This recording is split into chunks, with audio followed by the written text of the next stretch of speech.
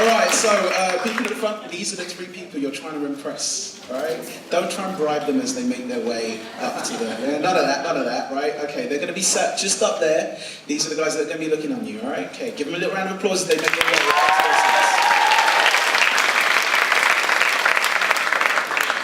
seats. Now, speaking of Chicago, we have a couple of guests. Yeah, we have a couple of people, a couple of other people apart from Peter to help us warm up this stage. It's not very fair to simply say, okay, I've done all my intro spiel, let's just get the first team out here. Now let's warm this stage up. Are you ready to have the stage warmed up a little bit? Yeah. Shall we warm this stage up a little bit? Yeah. Alright, the first guy that I'm going to bring out to warm this stage up for us, you know what? Amazing. Some of you guys that have been on the project that went to the community building day will recognise one of the pieces that he's going to read. And you'll go, wow, that was him. I remember that.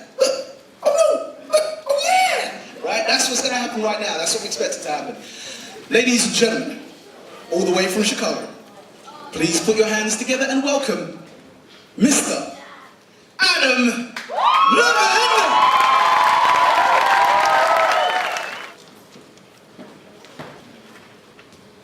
I'm from where criminal elements reign subliminal. Subtext, critical. To understanding why folks are miserable.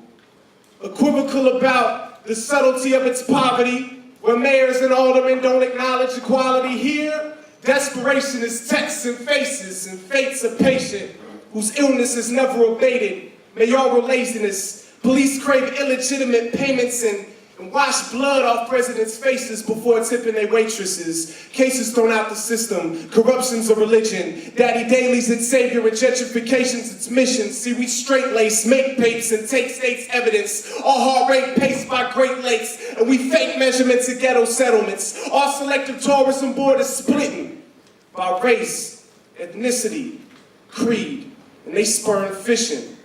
Sterility administered by prosperity. Evil's a cancer cell, and Chicago needs chemotherapy. Dear Mayor Daley, I wrote this to a breakbeat. Walking down a paved street, past a family late on dailies, and their little children are asking me when their pain's gonna cease. The couch is burning, 8 feet from their reach, and it's too late to hear the same speech since your stockyard's closed. And your educators can't teach. Mr. Mayor, I wrote this to a broken heartbeat because I'm sick of seeing children sleep on your streets. And we keep rebuilding, peeling its steep ceilings. But when the snow leaves, we return to dealing because this heat isn't healing. Underfunded public budgets, busing children into prisons. Our stunted youngins, stuttered tongues are always slipping. And we're surrounded by panoramas of bad examples, trampled beneath poverty's feet to their heartbeats at a standstill. Large-scale segregation miles west of Boston. We've caused our losses, fathers that daughters are cut off from. Blues is a way of life. Truth is a sacred fight. And all the capers that you're casing a taste of tapered light. Where protectors injected cold blood in Fred Hampton. Police academies teach brutality as a rule and a standard. It's project homes or poems with broken stanzas. Protests, grown from vocal tones of hopeless phantoms. An hourglass cracked by the strength of its sand grains. Agonizing all the pain maintained in my quatrains. Dear Mayor Daley, I wrote this to a breakbeat. Walking down a paved street, as the family late on dailies, and their little children are asking me when their pain's gonna cease. Their couch is burning, 8 feet from their reach, and it's too late to hear the same speech, since your stockyard's closed, and your educators can't teach. Mr. Mayor, I wrote this to a broken heartbeat, because I'm sick of seeing angels sleep on your streets.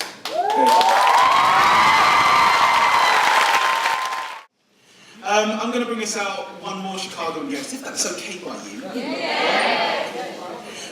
It's a real trip for me because the highest scoring team from this competition, we get to take to Chicago, right? So So I get to go, funnily enough, to Chicago every year. It's really nice. But the interesting thing, the reason I bring this up is because I've seen both Adam and the gentleman that you're about to see on this stage, I've seen both of them over the years kind of grow through programs like this to the amazing dynamic performance that you're seeing on this stage today. And their poetry has taken them from Chicago to get them here today. Right? I think that in itself deserves a round of applause.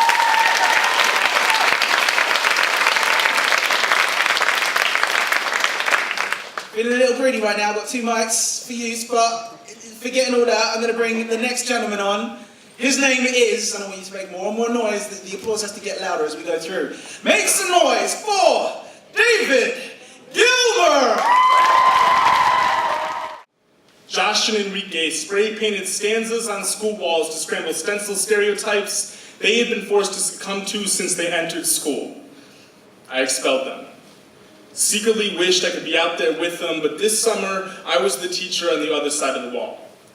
They left school, heads high like fresh soldiers, knew what would happen when Josh's mom found out. And they were right. Josh's mom was pissed. See, 3 of her sons been tagged on the Wicker Park streets, bloodstains outlined in white chalk marks, neighborhoods scrambled with body borders, empty like heads after gunshots punch everything on the sidewalks. And I wanted to tell her that I wished we could build walls tall enough to protect our children. On the outside, we'd let them spray paint wild-style fears, and on the inside, they could fill in bubble-letter dreams. And we would resurrect dead heartbeats with breakbeats, and rewind records to give the streetlights back their electricity so that no one ever has to live in shadows. But she knows, like I do, the walls are never as safe as they seem. And 3 months later, I found out that Enrique had been shot.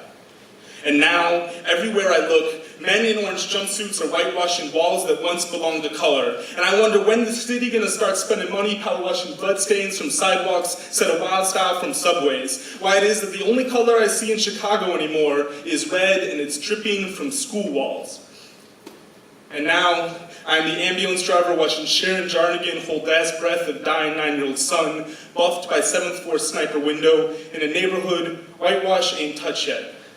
I'm the store owner watching Eric Morris fall 14 stories to death like a candy wrapper wriggling through the air. I am the teachers of the 33 Chicago public school students murdered this year. I've been punched out, and y'all know it don't stop. And I want Kaiser and Ramon and all other graffiti writers lost to the body border buff to come back and bomb Pritzker Elementary School with a redless wild stop. I want J.U. Ice to battle Chicago Housing Authority, lead him wide-eyed and choking on stage with a spotlight on how empty his response is. I want all MCs to spit swan song in Wicker Park, for B-boys to freeze like headstones, for Tribe to come back, so Enrique can ask them, can I kick it? Yes, you can I kick it? Yes, you can I kick it? Yes, you can, well, I'm gone.